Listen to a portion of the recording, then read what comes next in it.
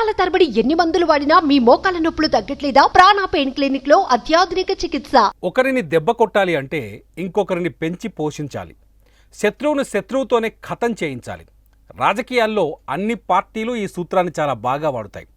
ఇప్పుడు తెలంగాణ పాలిటిక్స్లో కూడా ఈ సూత్రాన్ని అమలు చేస్తున్నట్టు రాజకీయ వర్గాల్లో చర్చ నడుస్తోంది. అయితే ఎవరు ఈ స్కెచ్ వేశారు, ఎవరి కోసం నడిపిస్తున్నారు అంటే ఆసక్తికరమైన రాజకీయ విశ్లేషణలు తెరపైకి వస్తున్నాయి. బీఆర్ఎస్ను బలహీనపరిచేందుకు ముఖ్యమంత్రి రేవంత్ రెడ్డి మాస్టర్ ప్లాన్ వేశారని, ఆ మాస్టర్ ప్లాన్లో తెలుగుదేశం పార్టీని వాడుతున్నారనే చర్చ మొదలైంది.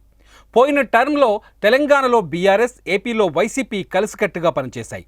ఇప్పుడు ఆ రెండు పార్టీలపై పోరాడిన ఇద్దరు వ్యక్తులు ముఖ్యమంత్రులయ్యారు. తెలంగాణలో రేవంత్ రెడ్డి, ఆంధ్రప్రదేశ్లో చంద్రబాబు ఉన్నారు. అయితే ఈ ఛాన్సును ఏమాత్రం దుర్వినియోగం చేయొద్దని ఇద్దరు సీఎంలు ఆలోచిస్తున్నట్టు తెలుస్తోంది. ముఖ్యంగా తెలంగాణలో వైసీపీ మిత్రపక్షమైన బీఆర్ఎస్ను దెబ్బ కొట్టాలి అంటే తెలుగుదేశం పార్టీని బలపడేలా చేయాలన్నది రేవంత్ ప్లాన్ అన్నట్టు తెలుస్తోంది. మొన్న జూలై 6వ తేదీన ఇద్దరు ముఖ్యమంత్రులు భేటీ అవ్వటం, ఆ తర్వాత ఏపీ ముఖ్యమంత్రిగా తెలంగాణలో పర్యటించిన చంద్రబాబు నాయుడు తెలంగాణ తమ్ముళ్లతో భేటీ అవడంతో మళ్ళీ ఇక్కడ తెలుగుదేశం పార్టీకి ఊపిరి పోసినట్టయింది. ఈ నేపథ్యంలోనే తెలంగాణలో టీడీపీ బలోపేతానికి చంద్రబాబు నాయుడు మాస్టర్ ప్లాన్ వేయబోతున్నట్టు రాజకీయ వర్గాలు కూడా స్మెల్ చేస్తున్నాయి. బలమైన రాజకీయ నాయకత్వాన్ని నియమిస్తే తెలంగాణలో పార్టీ వేగంగా బలపడుతుందనే నమ్మకంతో ఉన్నారు చంద్రబాబు. పార్టీలో నాయకులు లేరు, కానీ పార్టీకి గ్రౌండ్ లెవెల్లో కార్యకర్తలు ఇంకా ఉన్నారని బలంగా విశ్వసిస్తున్నారు చంద్రబాబు. దీనికి పరోక్షంగా రేవంత్ మద్దతు కూడా ఉంటుందనే చర్చ కూడా ఉంది. తెలంగాణలో టీడీపీ బలహీనపడటంతో అనేక మంది నాయకులు, కార్యకర్తలు బీఆర్ఎస్తో పాటు ఇతర పార్టీల్లో చేరారు. ఇప్పుడు టీడీపీ బలపడితే ఆ నేతలంతా తిరిగి సొంత గూటికి వస్తారనే నమ్మకాన్ని టీడీపీ అధినేత వ్యక్తపరిచినట్టు తెలుస్తోంది. అయితే పార్టీ పైన నమ్మకం పెరగడానికి, విశ్వాసం కలగడానికి తెలంగాణకు బలమైన నాయకత్వాన్ని నియమించాలని చంద్రబాబు ఆలోచిస్తున్నట్టు తెలుస్తోంది. తెలంగాణలో టీడీపీ బాధ్యతలను తన కోడలు నారా బ్రాహ్మణి చేతిలో పెడితే బాగుంటుందని ఆలోచిస్తున్నట్టు సమాచారం.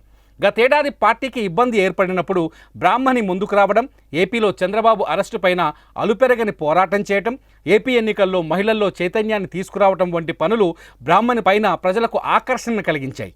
తెలంగాణ పార్టీ బాధ్యతలను బ్రాహ్మణికి ఇవ్వటం వల్ల ఇక్కడి నాయకుల్లో కూడా విశ్వాసం పెరుగుతుందని టీడీపీ అధినేత భావిస్తున్నట్టు సమాచారం. బ్రాహ్మణికి తెలంగాణ బాధ్యతలు ఇచ్చే అంశంపై అటు లోకేష్, ఇటు బాలకృష్ణ కూడా గ్రీన్ సిగ్నల్ ఇచ్చినట్టు తెలుస్తోంది. కుదిరితే బ్రాహ్మణికి తెలంగాణ పార్టీ వర్కింగ్ ప్రెసిడెంట్ బాధ్యతలు కట్టబెడతారని తెలుస్తోంది. తెలంగాణలో బ్రాహ్మణి వంటి నాయకురాలు పార్టీని నడిపిస్తే బీఆర్ఎస్ను బలహీనపరచవచ్చనే రాజకీయ విశ్లేషణలు కూడా తెరపైకి వస్తున్నాయి. అదే జరిగితే రేవంత్కు బాగా ఉపయోగపడుతుందని మాట్లాడుకుంటున్నారు. మొత్తంగా తెలంగాణలో టీడీపీ బలపడటం వల్ల ఇటు చంద్రబాబు, అటు రేవంత్ ఇద్దరు హ్యాపీ అన్నది రాజకీయ వర్గాల్లో చర్చ. అంతేకాదు రేవంత్ చంద్రబాబును గురు శిష్యులు అని కొందరు సంబోధిస్తున్నారు. అందుకే ఈ ప్లాన్ వెనుక రేవంత్ వ్యూహం లేకపోలేదు అంటున్నారు.